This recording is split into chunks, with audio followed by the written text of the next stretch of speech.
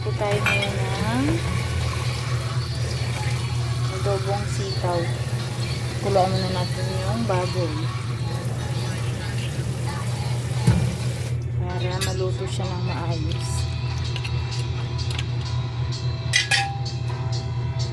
Ito yung sitaw, guys. Mamaya natin yan nilalagay pag malambot na to.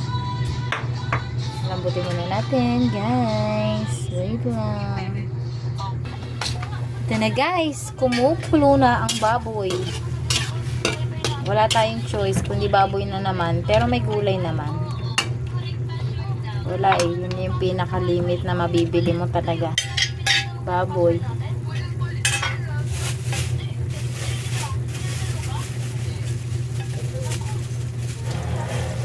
Walang ibang mabibili. Bumili din pala ako ng maliliit na tulingan. Ayun sa baby tulingan pa siguro to. Papaksiwin ko siya. Yummy. Tingnan natin naman kita para ma-prito na natin. Nakakatakot na. Ayoko na kita.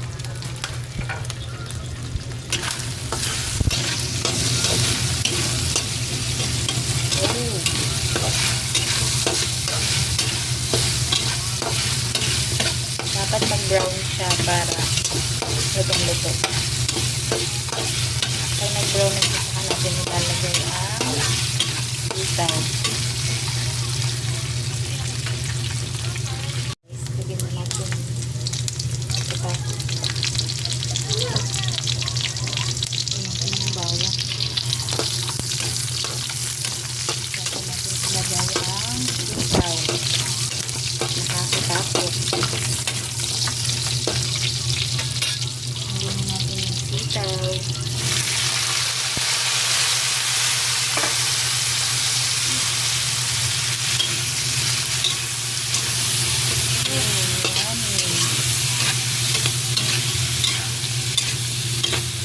Sarap nito, guys. Malis ko siya.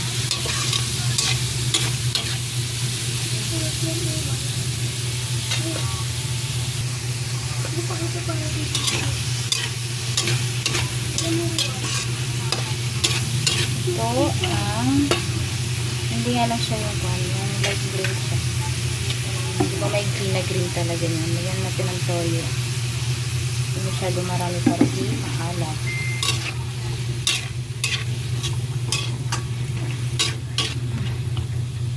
Lagyan natin ng pampalasa.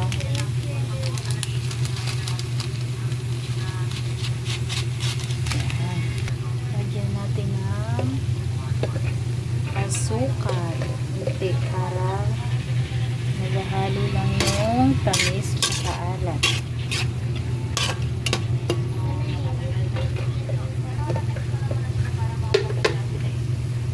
At syempre, ito hindi mawawala sa niluluto ko palagi. Sili. As usual, laging may sili. Lagyan natin ng unting water para hindi siya maalat masyado.